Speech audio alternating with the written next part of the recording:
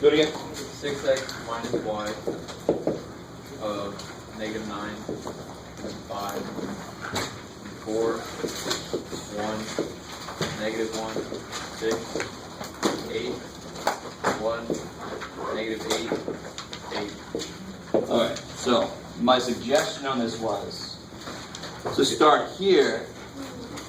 To be honest, you don't even have to do that. You could start making zeros here. You could multiply this by -2 and add it to that.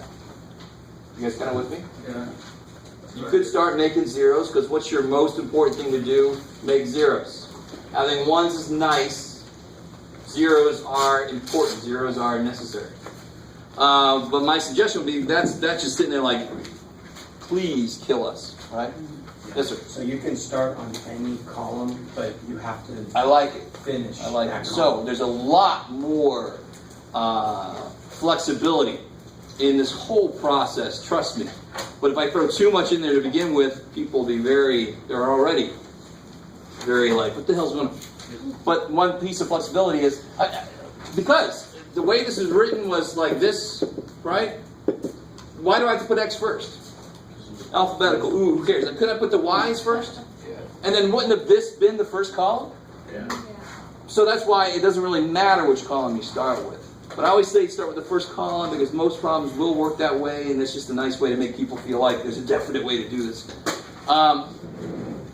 So now if I use this middle column, what can I do? You just add negative 1 plus the Yeah, so row 1 plus row 2. row 2. Row 1 plus row 3. And here you can be really smart. And it doesn't really matter, but remember your goal is this. Yeah. So I kind of want to leave that one there. I don't know how much I want to throw at you right now.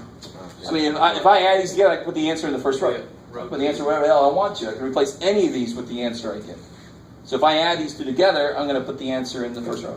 So it'd be better if you did row 2 plus row 1 or row 1. To put it in row 1. As long as I put that sum in row 1, I'm good. And actually, even if I don't, who gives a shit? Because I can just switch the rows. Right? So if I add that to this and add that to this, I'm going to end up with -1, 0, 0. And then I can switch. And like we said the other day, do the ones have to be like this? Technically, no. It's just a good form to kind of know. Yes, sir. So then if you switch row 1 and row 2, or switch any of the rows, that won't change. Definitely not, because it would just be like giving me one equation before the other one. Who cares which equation you give me first? They all have to be together, right? If I switch rows, that's like me giving you an equation in a different order. Who cares? All the equations have to be true. I don't care which order I give them to you. Okay. Does that make sense? If I switch two rows, it's just like me telling you two equations in a different order. So they gave me this equations like this. This was Z here. Right? If they gave it to me in this order, would that change everything? Okay. Of course not. They're the same equations. Who cares what order I like to use? Yeah. They're the same equations, right? If I said solve this system graphically, so you'd solve for y and plot them, you with me? Mm-hmm. If I gave them to you in the opposite order, would the answer change dramatically? The answer would not change at all. Those are the same lines. These are planes, remember? So just because I give you this plane first or that plane first, they're all going to meet at the same place they would have. So I can switch two rows, no problem. It's not going to change anything. Okay, again, we're back to that no reaction at all. Okay, so row 1 plus row 2. 10. 10. 0. 0. Negative 10. -10. 11. And then 11. That was looking really promising there. All right. I'm going to leave the second row alone. Why am I leaving the second row alone? Because it's got the 1 there, right? Yes, ma'am. Where are you getting the 10, 0, negative 10 from? Multiply, or adding what? Row 1 plus row 2? Yep. Gotcha. Cool. Okay. And then I can do row 2 plus Row 3. row 3. Put the answer in row 3. Yes. So I'm effectively using this row to change these two.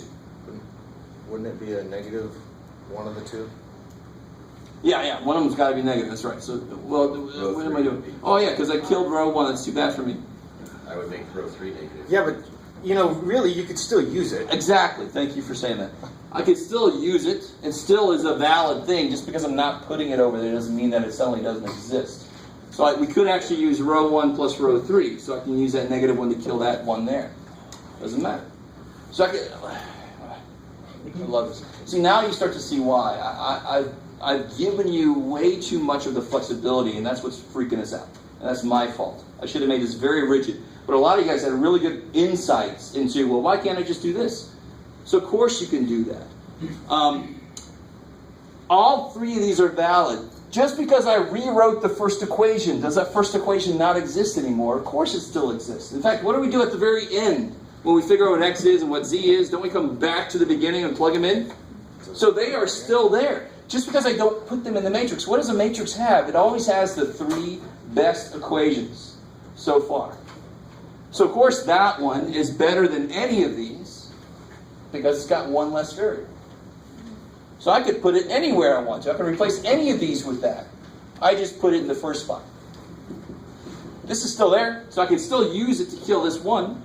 So now I'm going to add row 1 to row 3 and put the answer here. So there's a 0 down there where there should be.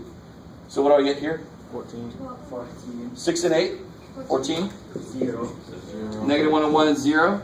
negative 17, Yeah, negative 17. 13. 13. Okay. What if you didn't do that and just did like negative row 2 plus row 3? Do that too. Yeah, you could do that too. Yeah. I would do it so far. I mean, that's completely valid. You could just do negative this plus this, and that would also kill the 1. Right? Any way you can kill that between any 2 of these. Okay. So, now Now what? yeah, now that's a good question. Now what the hell do I do? So now I can't really get a 1 anywhere nicely, can I? And I don't want to divide by 10 because that would make this 11 tenths, and I don't want to deal with that yet. So because you already used the old, with the 6, negative 1, negative 9, to the 8, 1, negative 8, you can't use row 1 again for row 2 to make a new row 2? Yeah, you could. But the problem is if you use row 1 again, I'm going to get this same thing I just got already. Okay. You with me? Yeah. Yeah. Okay. Trying to see if there's any better way to look at it. Okay. So now what you've got to do. Now what do I still need to do? What's my primary goal? I've got the middle column done. So now I can look at either one of these and start making zeros. 1 would be nice. And why is this one not nice? Because it makes you change your 0. Because it's got a 1. If I multiply by negative 10 and add it, I'm going to lose that 0 I just fought real hard to get, right? So that kind of stuff, you got to let go of that fact that it's a 1. It's too bad for us. It's the wrong place. So I got a 10 and a 17. Well, that sucks major, right? And then I got a 10 and a 14. Oh, crap. Yes. If you did the, instead of doing it row 1 plus row 3, you did the negative row 2 plus row 3, you'd end up with 4. I like it. So one thing you could do with the problem where you get these ugly numbers that aren't coming out to 1 and they're kind of like not working together well, is to see, is there another way I could have gotten something here? So if you look at negative row 2 plus row 3, Yes. so instead of using what we did, using that one to kill that, we could use negative row 2 to row 3 and see if we get a better numbers here. You get better numbers here, is that what you're saying? Mm-hmm. Okay, so that's one possibility. Another possibility is I want a 0 to show up here, right? For example. Right. So then you just suck it up, you got calculators. You multiply this guy, what's the LCD between these two? 28. 28. So you multiply this guy by 2, and this guy by negative 7. Add them together, you get a 0, don't you? You guys kind of with me? So that's why you don't necessarily need 1s. At the end, you need 1s.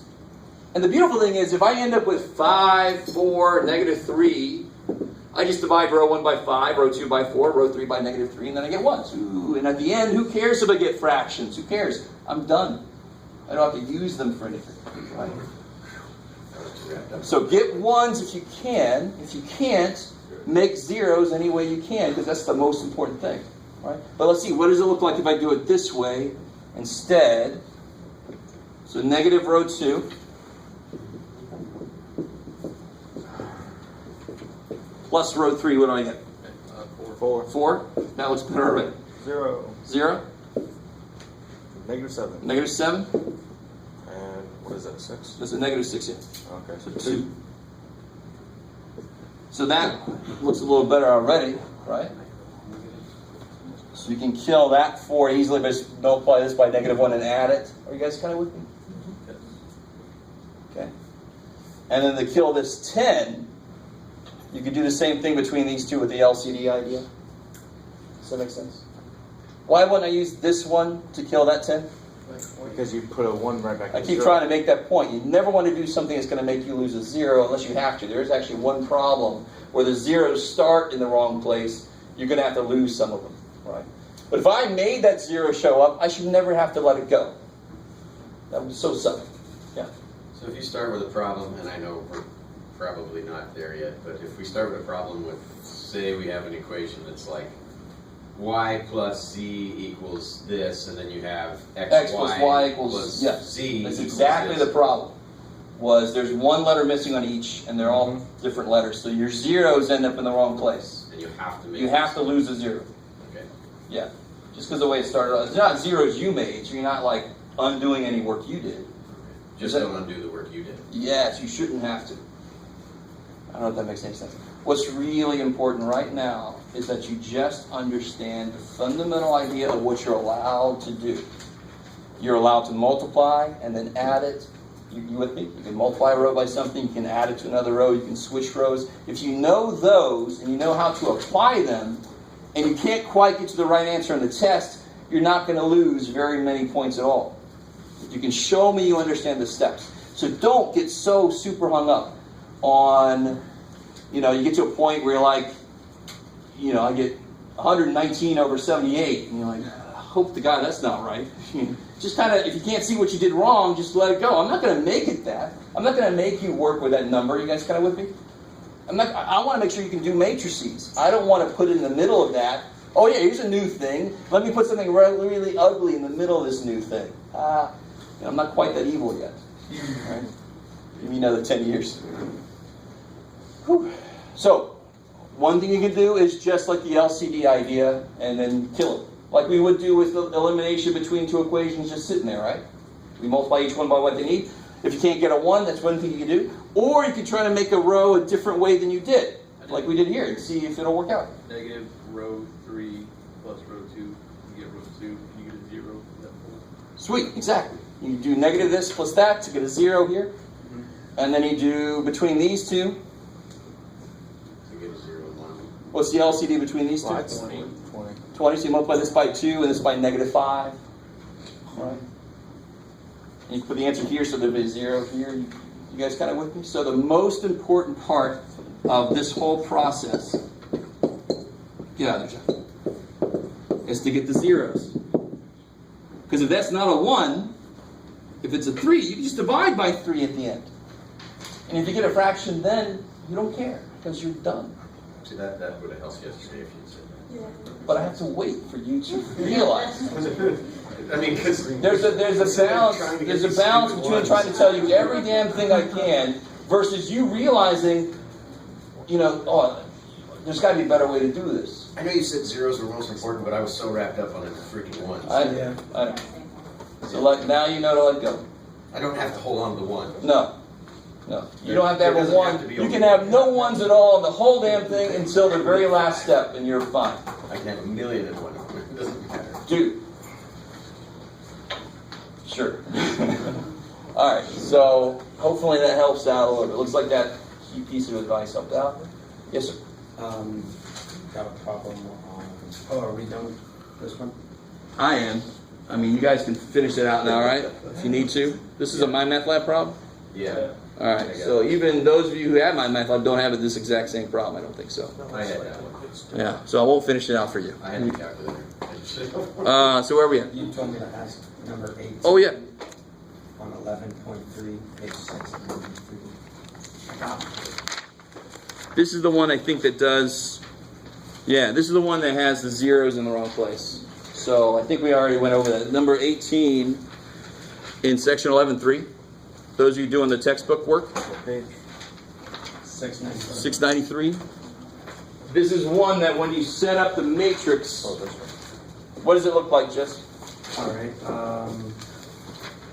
When you set up matrix, it's 4, 9, 0, 8, 8, 0, 6, negative 1, 0, 6, 6, negative 1. And see, the zeros are just in the wrong places. Can you just look over the first and the third one? Take it. Can you just look over the first and third one? Okay, Well, that doesn't and then look you'd like- have zeros where you're supposed to have ones. So it actually would look even a little bit worse. But on this problem, the main thing you need to realize is there's just no way to not lose a zero. So you're just going to have to. I don't know if you guys see what I'm talking about. If I want to kill that 8, I'm going to multiply this by negative 2 and add it, and the minute I do that, I lose that 0. But on this specific problem, I have to. I didn't make those zeros. I wouldn't be stupid enough to make zeros there. And now you see why I said that the other day. Don't make zeros just pop up anywhere, because you might end up something like this, and you got to lose one of those zeros. And that's like twice as much work as you're supposed to do. Make a 0, lose it. It's like, pull the barrel over there. Now pull it back over here. Then pull the barrel over there. No, I'm not going to do that. It's not the freaking army.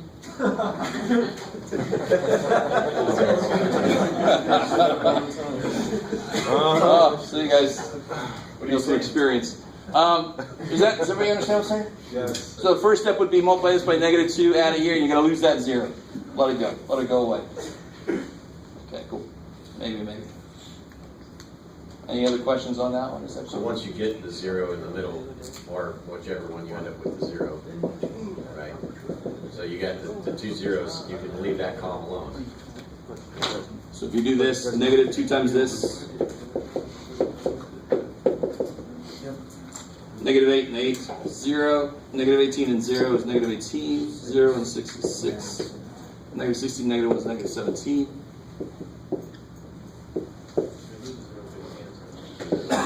You just leave. So really you just move the 0 over. Pretty much, exactly. So the first step is like moving the 0 over. And then now what's really nice is between those two, 3. yeah, you could multiply this by 3 and kill that 18, right? Or put the, it's up. Kind of want a 1 there. Say again? Kind of want a 1 there, don't you? Well, even if I get a 0, then I can just switch it at the end, right? True. Don't you want? No. That's true. All right, you guys. I'm gonna let you guys work on that problem, but I gave you the first step. Good first step. Okay. Anything else from homework? Yes. I just didn't get on number 36 of the same homework. It was ax plus by equals c, and then it was dx Yeah. plus dy equals f. This is my favorite kind of problem. It would be, wouldn't it? Oh, this Set. solve for x and y. Yeah. So there's a synthesis problem. Whenever you see a problem afterward it says synthesis, you know it's going to be something either difficult or you just have to notice something. This one is just difficult. And they say solve this. Now, of course, what would normally be where it says A, B, C, D, E, F? Solve Normally for there y, would be- solve for x. Normally there would be numbers there, right? So this is actually solving every single system of 2 unknowns all at once. So I would expect it to be a little difficult, right? Because what could A be? Any real It could number. be anything. What could be B and A, so forth. So which section are we in? Does it say to do it a certain way? 3. It just says solve for x. Ah, cool. Matrices. So then I can make a little matrix. A, B, C, D, E, F. What's the LCD between these two? AD. So we multiply this by D, this by negative A. Do you see what I'm saying? You've got to let go of requiring numbers to be there to be able to do something. Right? We're at the point, we're in algebra, we should be able to let go of that. I have no freaking numbers in here at all. But how do I always do it? If I can't get a 1, do you want to get a 1 here? What do you have to do to get a 1 here? Divided by Divided by A, and then I get B B over A and C over A. You can actually do that. It's not that horrible. What's our goal here? Huh? The goal here. What's the goal? What do you think the goal is? 0 t. What's the goal? Find what X is and find what Y is. And then stuff. Yeah. Right? That's always our goal. I just lost, around there. So it's not 1, 1, 1. It's just 1, 1. Tiny little matrix. So let me do the first step, and then we'll let you guys finish on that. So I would take D row 1 plus negative A row 2. Put the answer in row 2. That's the first So what's D row 1? What do you get here? DA. D times row 1, I get AD, BD, CD. And what's negative A times row 2? Negative AD, negative AE, negative AF. Now, obviously, this is going a step. That's what synthesis means. It means go a step beyond anything we've asked you to do before. But, that's the same process, isn't it? That's what we just talked about. If you can't make a 1, you make LCD. Right. LCD between A and D is AD. They each need each other. So what's AD minus AD? 0. That's crazy. What's BD minus AE? BD minus AE. And what's CD minus AF? CD minus AF.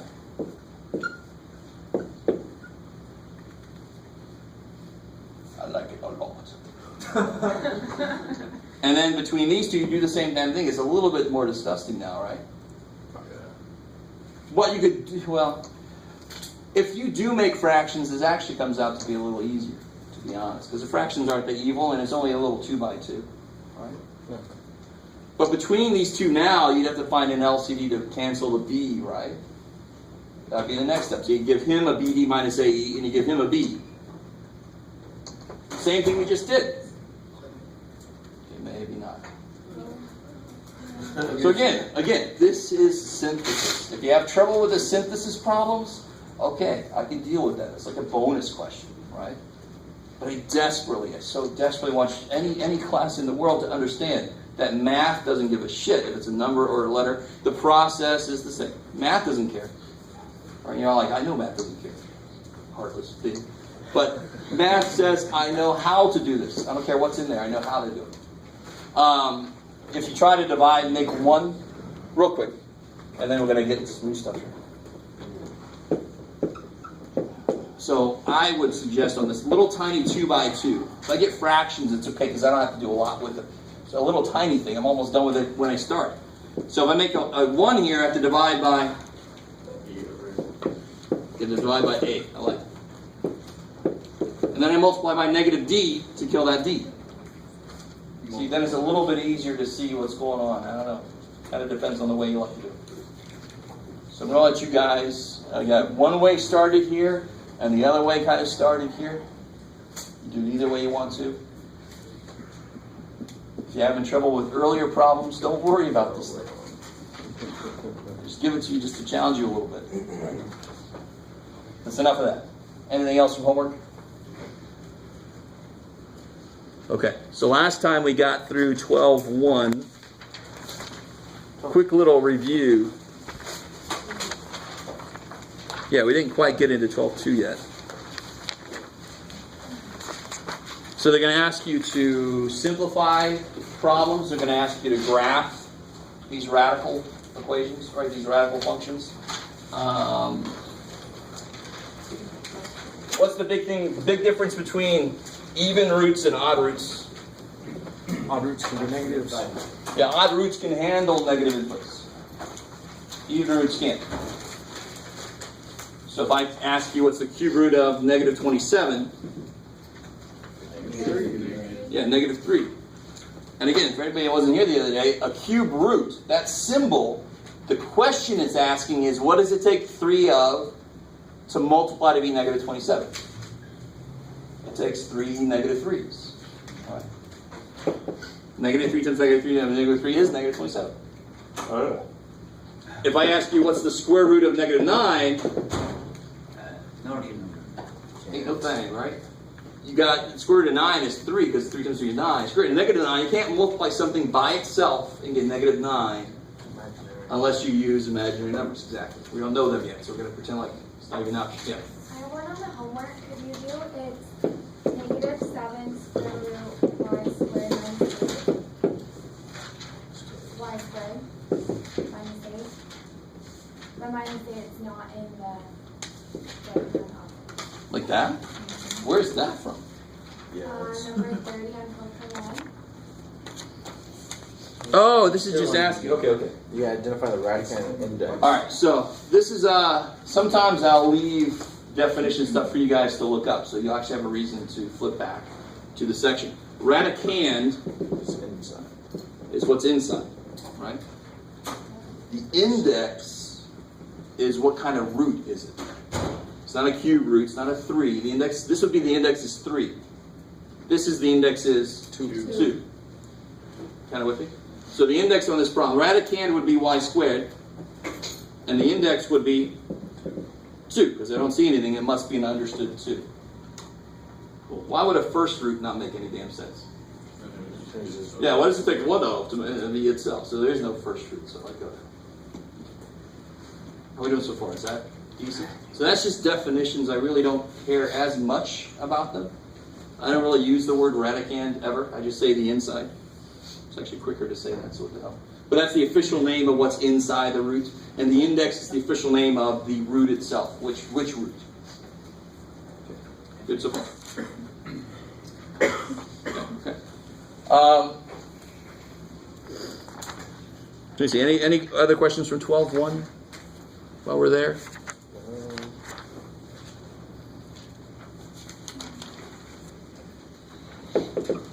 What would this be?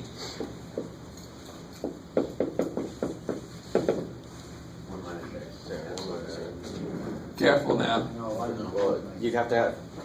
No, that's not. Remember I told you, sometimes you can put them there, it's not going to make it wrong, but if you put absolute value here, it makes it wrong. Right? The No, cube root, not any odd root could come out negative. So putting absolute values on it makes it wrong. It's only the even roots. So if I had something like this,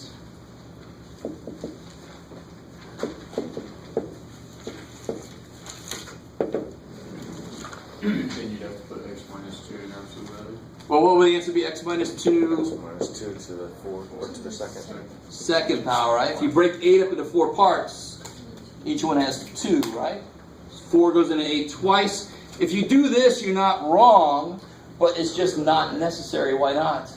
Because when you square anything real, it's a positive. So, but if you put them there, I'm not going to take any points off because you didn't make it wrong. You just were being overly careful, which I shouldn't penalize. Right?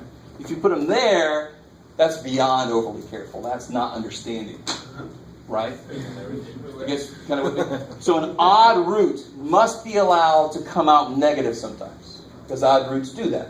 Right? They have a negative on the inside, it's going to be negative out here. So if you put an absolute value here, you're wrong. You put an absolute value here, you're not wrong, it's just not necessary. Right? But at least this tells me you understand the idea. That's an even root. Answer's got to come out positive. You're just being overly careful. Odd root, it can come out positive or negative. So you can't put in an absolute value. You can't force it to be positive. It's supposed to be able to come out either way. What if it were to be 6 in the square root instead of a 9? Instead of a 9. If it would have been a 6 here, we're getting there. Yeah. It's nothing major. All right, how are we doing so far? Just don't forget that. Even roots, very uptight. Like you don't really handle certain things. That's why they have the absolute value to help them only have positive outputs. Odd roots, laid back. Negative, you say negative, no problem. Whatever. They don't need absolute values to do anything for them. They're cool by themselves. Maybe. All right. So that's basically what there was there, and the graphing. So if you ever need, so if you had to graph something, one we didn't do the other day was like the cube root. Did we do the cube? I can't remember. Yeah, We graphed the cube root. no, we just ran squares. We talked about it. Yeah. So if you want to graph a cube root, what can you do? Make a table. Make a table. So anytime you have a function you're not sure what it looks like, you make a table. So what am I allowed? What's a good thing to put in there? 3. 9. 0 is good. Cube root of 0 is 0. 3 is not good. 9 is not good. And think about it this way. Once you really look at all the ways you can look at a root. So in order to do a cube root, how many things do I have to have on the inside? 3. So a 9 only has 2 3s. An 8 has 2 1. 3 2s. You with me? So a cube root wants to cut this in thirds. If this is not something that has 3 parts, you can't do it. So an 8, cube root of 8 would be 2. I broke 8 up into 3 parts. 7 and 3. Let's do negative 8. Since it's It would be a negative 2. odd root, you definitely want to throw negatives in there. Negative 2. Now you skipped a nice one. 1. Yes. And then Cube root of 1, cube root of negative 1 would be 1. 1 and negative 1. And that's plenty to graph this. So a cube root, since it's allowed to go negative, it's kind of like a parabola. It's going to have both parts to it, but you can imagine. So 0 0, 1 1, negative 1 negative 1, 8 2 roughly, and then negative 8 negative 2. Funky thing. So it looks like this looks like a square root here, right? We saw the square root stuff the other day. Yeah, it's got it. That was missing the other part of its parabola. And then the negative. So the cube root looks like a cubic. What is a cubic? An x cubed. What does that look like? If you graph it, it looks like this, right? It looks like a cube. Looks like a parabola that half of it fell out. A friend of mine calls it the giraffe graph because it looks like a giraffe. But I'm always like, man, it's a giraffe. Somebody cut his front leg off. That's a little evil, so I'm not going to call him. The giraffe's like, oh, shit. So this is every odd root basically looks like this. It's just going to be a little flatter if you get a higher root. Every even root looks like that because it's not allowed to go negative. You guys with me? X squared, x cubed, x4, x5. Short. Okay, maybe. So if it's like the higher the power for the cube, what is it like the tighter? The flatter it gets, because right now for a square root I only have to go out to 4 to get to 2. A cube root I got to go out to 8 to get to 2. Right? A fifth root I got to go out to 32 to get to 2. Yeah. So it's going to flatten out. Yeah. But eventually they still theoretically go infinitely, right? They go infinitely long both in this direction and it actually goes to infinity. It's always going up Right. a little bit. Tiny bit. Even though mine looks like it's curving down. No. Okay, maybe. So you can always make a table when you have a function you're not sure what it looks like. That's the domain, right? Well, yeah, the domain for That's right. any odd root, the domain is going to be Real number. all real numbers because it can handle negatives and positives. Any even roots, the domain's going to be restricted somehow. So for square root of x, it would be 0 to infinity. Right? Can't plug a negative in there. How we go? How do you find the domain?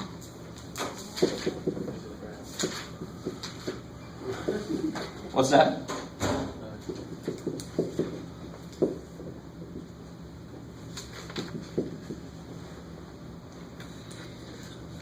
Make it greater than or equal to 0. Yeah, because what's true, it's a fourth root, so it's an uptight dude. You can only handle certain things. The inside has to be Greater than or equal. Least greater than or equal to, it must be at least 0. So the inside has to be at least 0. And then just solve that and you got your domain.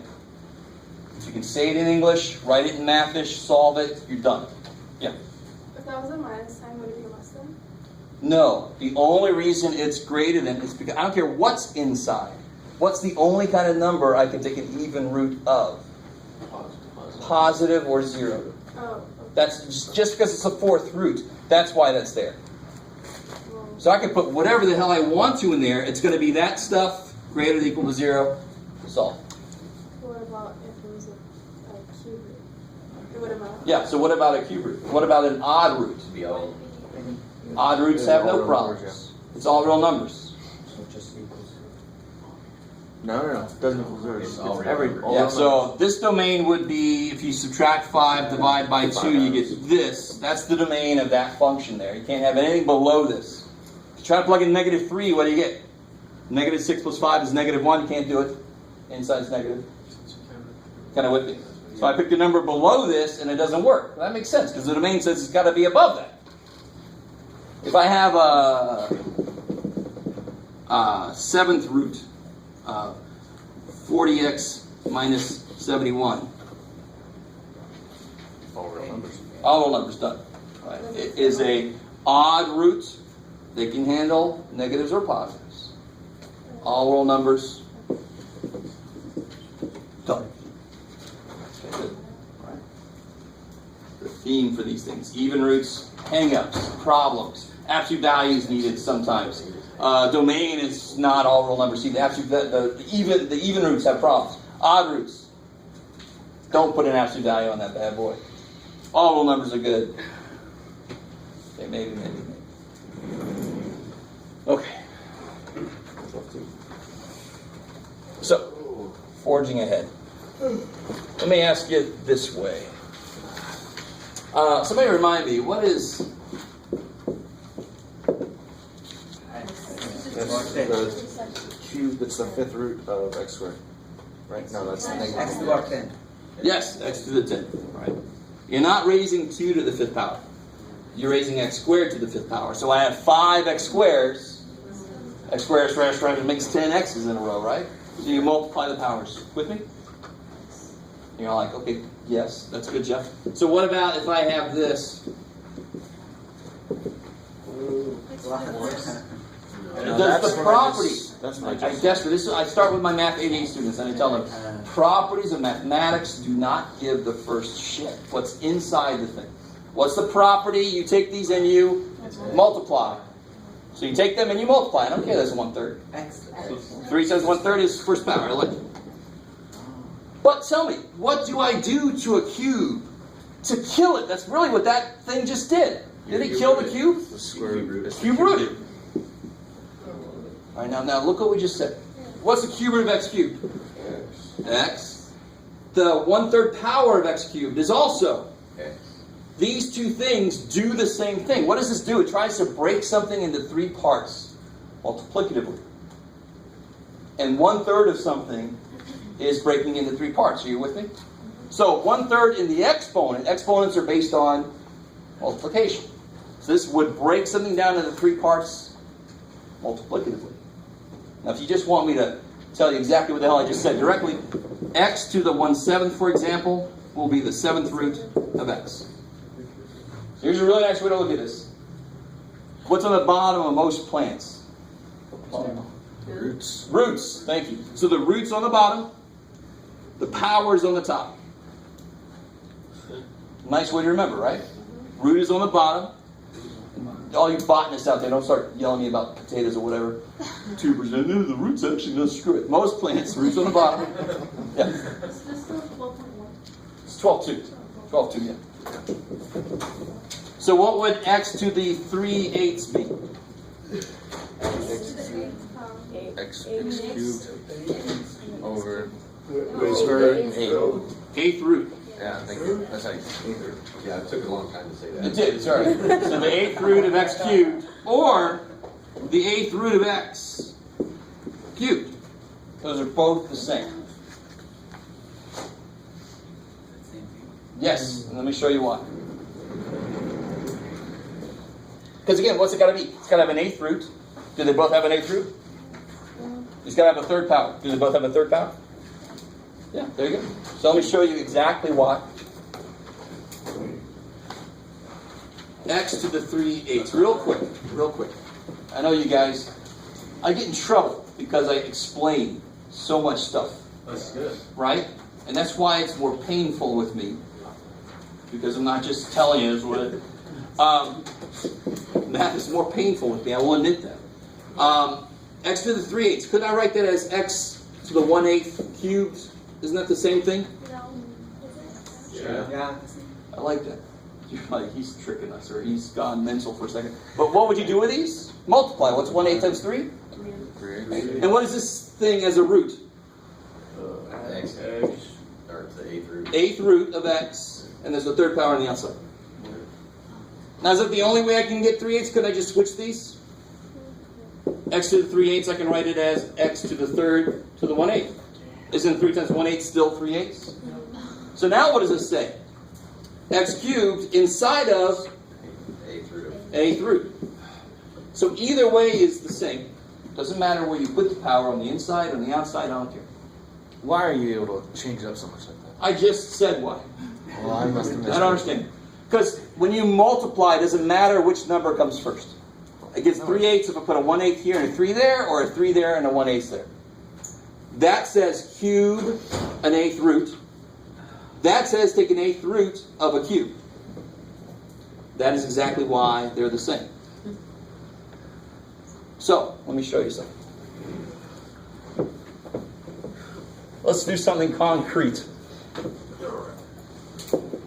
What is 27 to the 2/3 power? So how can you rewrite that?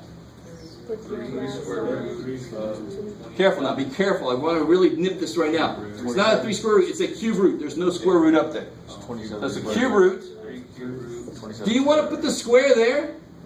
You can. Yeah. Oh, I don't want to. I'd rather. Why would I rather put it out there? Because then you can get the 3. Because cube root 27 is 3. Bam.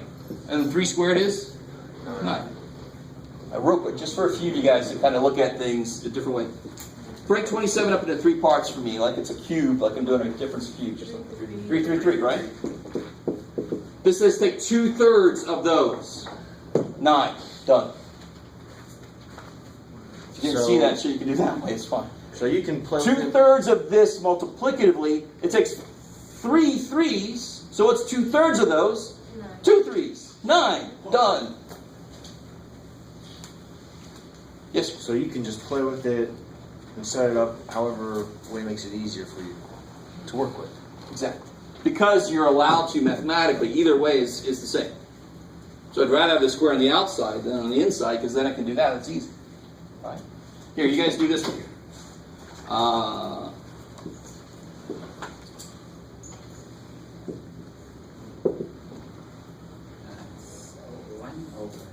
Yes, good. You just gave it away. I like it.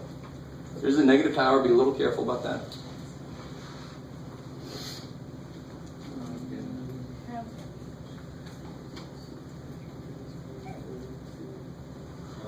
Here, I'll do the first step for you. Just yeah. What if you 1 over 32?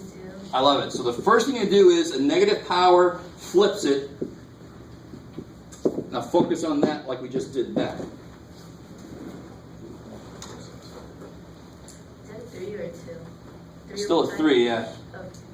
What if I just put 5 cube root 32 and negative 3 on the outside? No cube root involved here. How do you mean? 5th root. 5th root, yes. Yeah, that's what I meant. 5th. 5th root 32, yeah, exactly. That's what I would do. Great. So with any fractional power, how do you interpret what it's trying to tell you? The bottom is the Cube root. root. It could be a cube if it's a 3. It's a 5th root here. The top is the power. And that's how we've always done it, believe it or not. What's 2 squared? It's 2 to the 2 over 1. What's the first root of 2? 2. Didn't we just talk about first roots? They don't really exist because why would you need them? Yes. You guys didn't like that. That's too bad. So we always do that. It's just the first root of something is itself. So that doesn't just doesn't show up. So what if the bottom is not 1? Oh shit! Now it's got to show up. Let's find out. Yeah. Be careful. No negative in there. The negative's already gone because it flipped everything. Right. So then I have the 5th root of 32. Where do you want to put the 3rd power? On the Outside. 5th root of 32 is 2. Because it takes 5 2s to multiply to be 32. 2 to the 3rd power. Done.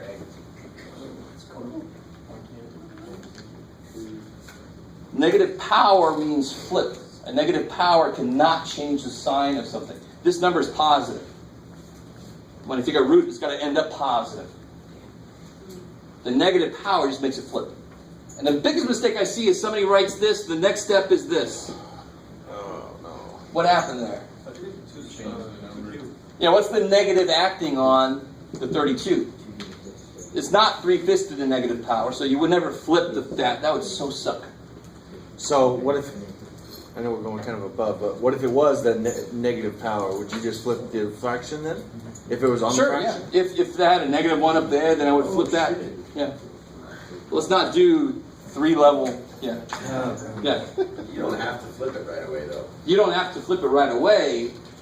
because you could take it to the You could do this. You could do the 5th root of 32 to the negative 3rd power. yeah. Yeah, sure. I like it. Personally, I always like to take care of the negative powers first, so I don't forget them, so they don't get mixed up in the wrong place, whatever. I always like to flip first and then do whatever the hell it tells me to do next. So if you don't want to do it, that bottom one that you just didn't pull the negative 3 out, you would just always put 1 over. Yeah, do that negative power. What's 32 being told? What do I have to do to this? 3 things. I have to flip it, 5th root it, and cube it. So I just always, if it's a flip option, I do that first.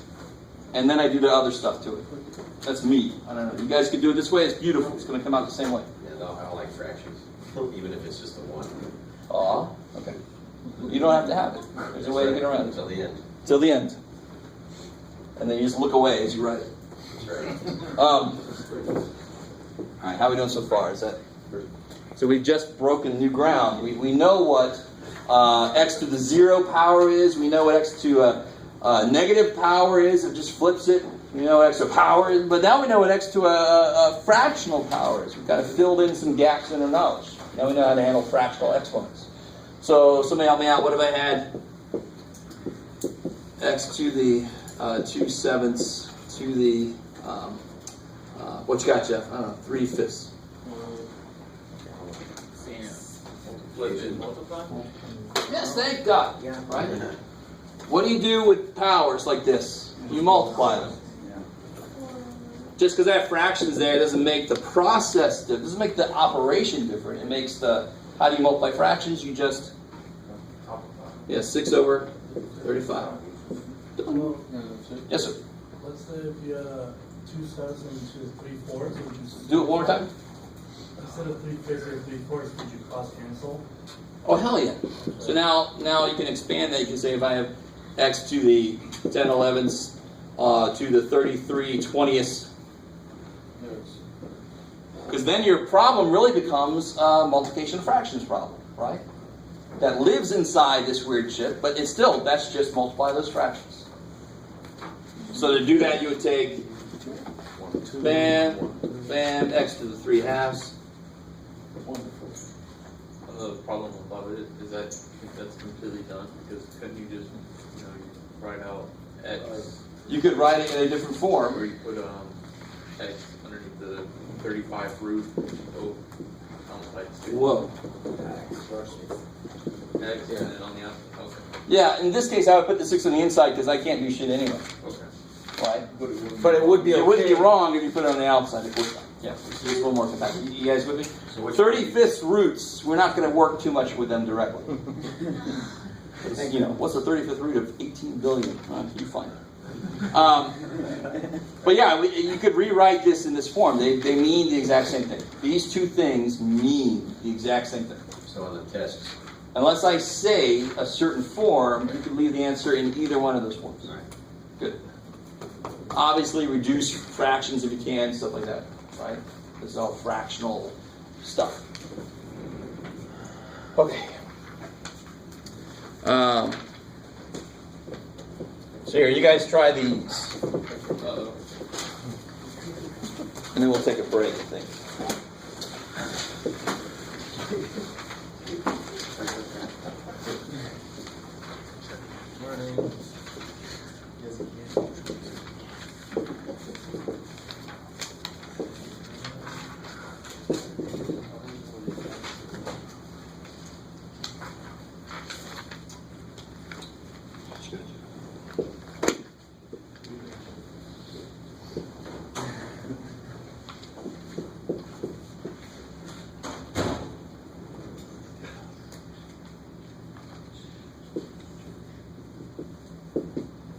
I like that.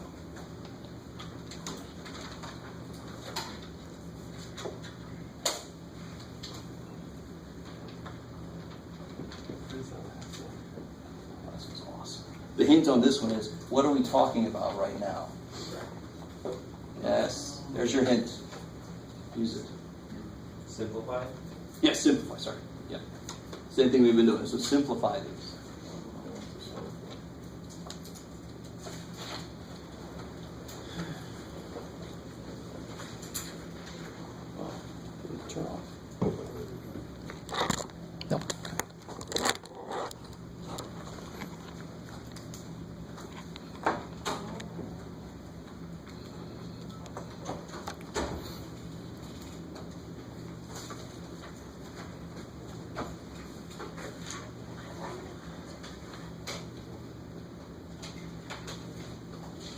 think it's one. That's good. I like it.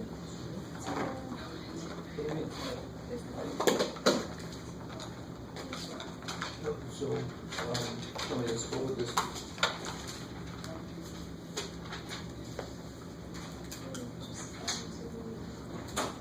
Alright, I do the exact same operation you just did, because this is the exact same problem. Just, it's not a 4 and a 7, it's a 2/5 and a negative 1/15. Oh, just add it over. Just add it.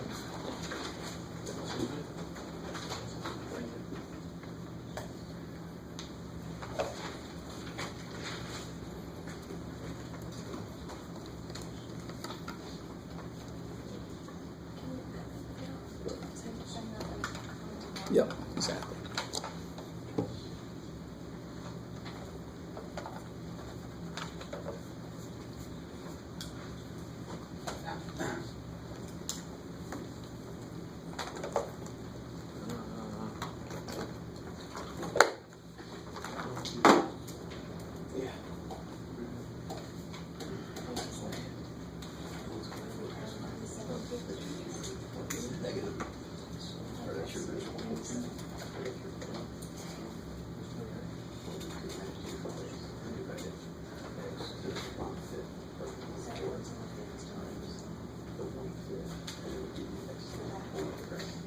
Good, and then reduce it.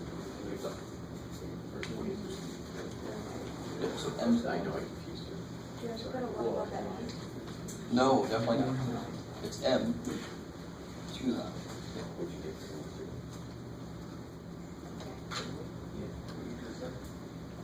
Okay, and do that. Oh, I already did the first one.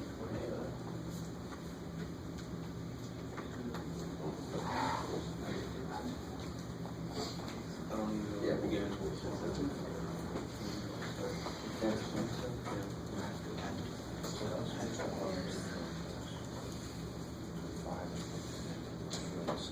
Whoa. Don't go there. If I had M to the 8, it should be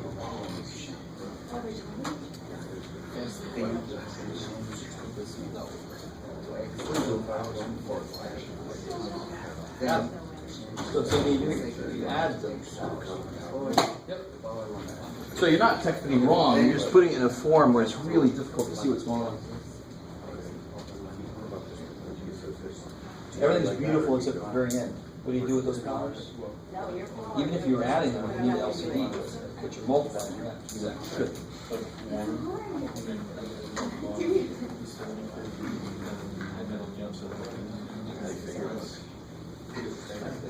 So you have to switch to locking fraction. Yeah, it doesn't work that way. Okay. I mean, what do you do with powers when you multiply like this? What's M squared times 100?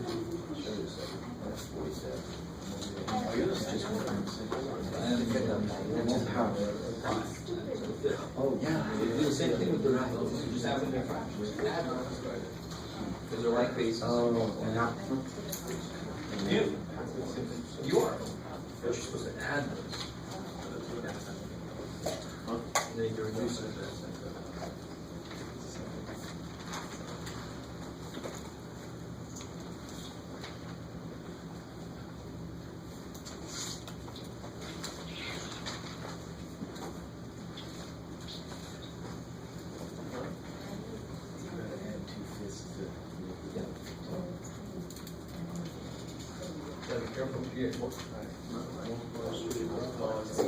Yeah.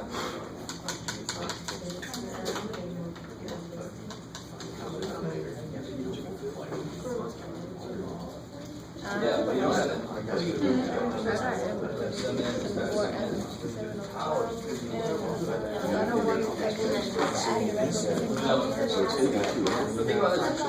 the fourth group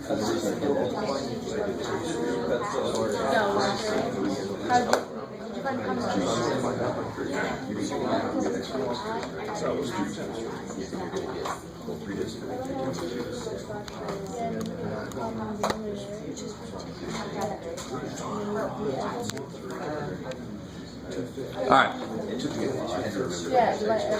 So I try this to be a common theme for me throughout. If I multiply like bases, I do not care what these are, I add them. Period. Just because they're fractions doesn't mean a damn thing. It just means my addition is going to be different. But the property is you add powers when you multiply like bases, right? So there's m to the 6/15 minus 1/15, m to the 5/15, which reduces to 1/3, 11. So of course always reduce fractions wherever the hell they are. No. Why would it be m squared? Because if it was m times m, it would be m squared because 1 plus 1 is 2. I don't have 1m and 1m. I have 2/5 of an m. There's no m up there. There isn't. Nowhere is there an m up there. I have 2/5 of an m. The only reason this is m squared is because 1 plus 1 is 2. Well, what's 2/5 plus negative 1/15? Oh shit, I gotta do some work. You with me? Or you could write it cube. So if I said what's m squared times m cubed, Fifth root of n. m5, yeah. There's no m squared talk here, right? You don't say, well, it's m times, no, it's not m times m. It's 2m's times 3m's in a way, right? And that's going to make 5m's, of course. You could also write m times m times m times m. Of course, yeah. And you got that change. So I have 2m's in a row, 3m's in a row, so of course I got 5m's total in a row, right? That's why you add powers. Okay? Next. So what about this guy? How do I rewrite him?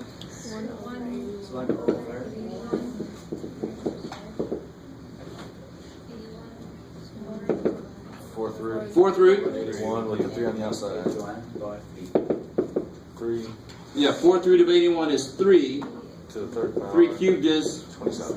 yes. All right.